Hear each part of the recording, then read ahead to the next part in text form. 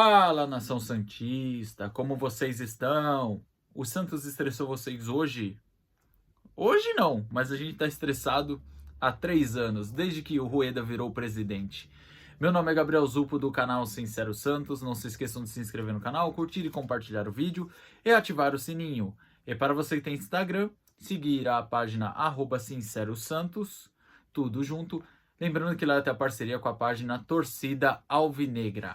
Bom, gente, o tema de hoje que eu decidi fazer é os primeiros passos de Paulo Turra. Qual que seria o ideal? Quais são as primeiras coisas que, na minha opinião, o Paulo Turra deveria fazer? Então, assim, eu separei 4 coisas que eu acho que o Paulo Turra tem que fazer. Obrigatoriamente ele vai ter que fazer. Mas antes de eu começar a falar do Paulo Turra, eu queria deixar 2 recadinhos aqui para vocês que, primeiro, semana passada não teve o 5 alguma coisa, pela questão da situação caótica que foi semana passada. Essa semana provavelmente eu vou conseguir pôr o 5 alguma coisa, ainda mais porque o 5 alguma coisa é o tipo do vídeo que a gente faz alto astral, que a gente dá risada, porque geralmente eu trago alguns dados engraçados que aconteceu no Santos, relembro de jogadores bons, de jogadores ruins. E a segunda coisa é em relação ao vídeo que eu já vou falar em questão do Paulo Turra.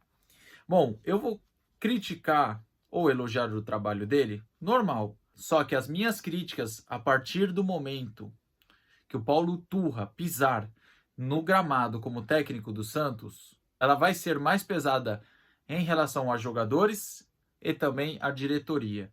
Porque não adianta a gente ficar trocando de treinador, o Odair tinha que cair mesmo, mas ao mesmo tempo o Santos precisa de reforços. Digo reforços, não contratações, tá bom? Então, vamos aqui ao vídeo dos primeiros passos do Paulo Turra. O primeiro ponto que o Paulo Turra vai ter que fazer, e isso vai ser junto com a diretoria, é trazer reforços, tá certo? Ele vai ter que analisar, ver que o elenco precisa, e eu acho que no mínimo o Santos tem que trazer 4 reforços. Primeiro, um zagueiro que saiba sair jogando. Hoje a gente só tem o Joaquim com essa qualidade, já que Zabala e Jair estão machucados. Então, precisa de um zagueiro com qualidade na saída de bola. Segundo, um lateral, seja lateral esquerdo ou direito, pelo menos um, porque nossas laterais são caóticas na parte defensiva. Mais um meia, porque eu já falei aqui que o Lucas Lima não é um jogador de muita confiança. É um jogador que, apesar de ser aquele ditado, ó, tá ruim com ele e pior sem ele, isso prova que a gente precisa de alguém que tenha mais regularidade. Por exemplo, ele jogou bem contra o Internacional, mas em outros jogos já não apareceu tão bem. Inclusive contra o Flamengo ele sumiu do campo. Inclusive no clássico contra o rival de Itaquera também anda sumido. E por fim, um ponta direita. Digo isso porque não dá para contar com Mendonça, sabe? Na ponta esquerda, beleza, tem o Soteldo, e na ponta direita é o Mendonça. E como o Ângelo não conseguiu ainda deslanchar no profissional, então o Santos é obrigado a ter um ponta direita, pelo menos um atacante de velocidade. Que pelo menos se você deslocar o Soteldo para a direita, ele corresponde mais que o Mendonça pela direita.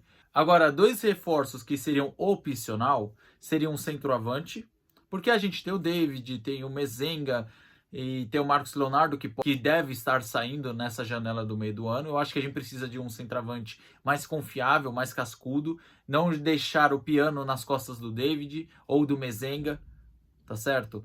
E a outra que eu disse que é uma reposição opcional seria um goleiro reserva, porque o Arzu não confia nos meninos, que é o caso do Breno e do Mazotti, e não dá para confiar no Vladimir. Então, se o João Paulo se machucar, a gente precisa de um goleiro reserva de confiança. Já que não vai usar os meninos, o que eu acho errado, então que traga um goleiro reserva. Segundo ponto, eu acho que esse é o mais importante, que o Paulo Turra precisa mexer no psicológico e no emocional do time. O time do Santos tem partidas que parece que está indo bem. Quando toma o gol, parece que o time morreu. O time se abate muito quando leva o gol. O time parece que se perde dentro do campo após levar um gol. E não pode ser assim, sabe? E outra coisa, muitas vezes, muitos lances o Santos erra por falta de confiança. Às vezes, certos jogadores têm qualidade para fazer um lance diferente, mas não fazem pela situação e pela falta de confiança e o abalo psicológico. Então, o segundo ponto é mexer no psicológico dos jogadores, porque eles estão com o espírito de time derrotado, eles estão com o espírito de time rebaixado. O terceiro e quarto ponto já é mais relacionado ao campo. Questão do ataque, ele precisa melhorar. Movimentação, aproximação, fazer com que o ataque pare de se esconder. Sabe o que parece o jogo do Santos? É assim, tá todo mundo lá atrás, aí fica todo mundo só se defendendo. Aí dá um bicão lá pra frente e a bola volta. Porque o ataque tá estático, tá parado. Aí quando você vai olhar os jogadores diferentes lá da frente, onde estão? O Soteldo está sendo marcado por 3. O Mendonça é o Mendonça. Apesar de ter passado uma fase iluminada e sempre fazer uns gols, apesar de ser um jogador limitado, não é um jogador que dá para contar todos os jogos. E o Marcos Leonardo, que é o centroavante, tá vindo buscar a bola no campo de defesa, porque não tem ligação. O meio-campo do Santos não existe.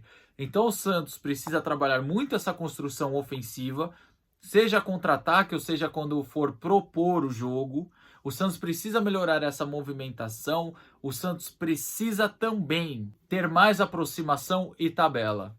E o último, que também é relacionado ao campo, como eu já falei aqui, é consolidar a defesa. Em um certo momento até parecia que o Odair tinha arrumado a defesa, mas iludiu a gente, infelizmente. O Santos voltou a sofrer gol de bola aérea, falhar muito na segunda bola. Quantos vídeos de análise que eu faço com a televisão atrás de mim, que eu mostro para vocês, ó, de novo, estão olhando a bola, esquece o jogador. E o outro erro, não tem ninguém na segunda bola. Cadê os volantes? Estão dormindo na marcação? Então, o Paulo Turra, além de ter que melhorar o ataque do Santos, ele precisa consolidar melhor a defesa. A defesa não pode cometer tantos vacilos como, por exemplo, o jogo de domingo contra o Flamengo. Um time do Flamengo, com a qualidade que tem, você não pode dar espaço que deu para Everton Cebolinha no primeiro gol, para Everton Ribeiro e Gerson no segundo gol, para Gerson e Pulgar no terceiro gol.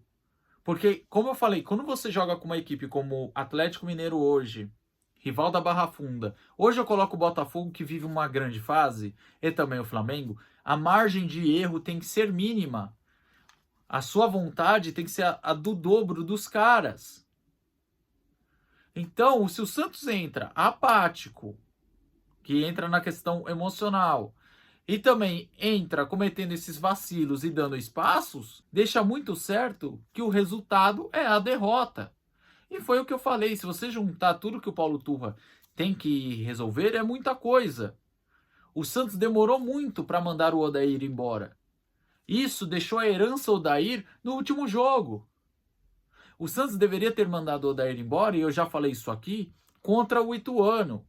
Quando já começou o Brasileirão, você já fica com aquela dúvida, e eu também cheguei a ter em dúvida, e agora, manda o Odair embora ou não, por causa do início do Brasileirão? O início do Brasileirão do Santos, apesar da derrota contra o Grêmio, apesar do empate contra o Atlético Mineiro, a gente até teve um início que parecia, opa, tá começando a evoluir o trabalho, só que infelizmente a gente caiu numa ilusão. E quando o Santos teve a chance de novo de mandar ele embora após o empate contra o Coritiba e não mandou, ali o Santos atrasa de novo o planejamento da temporada. A Copa do Brasil já foi.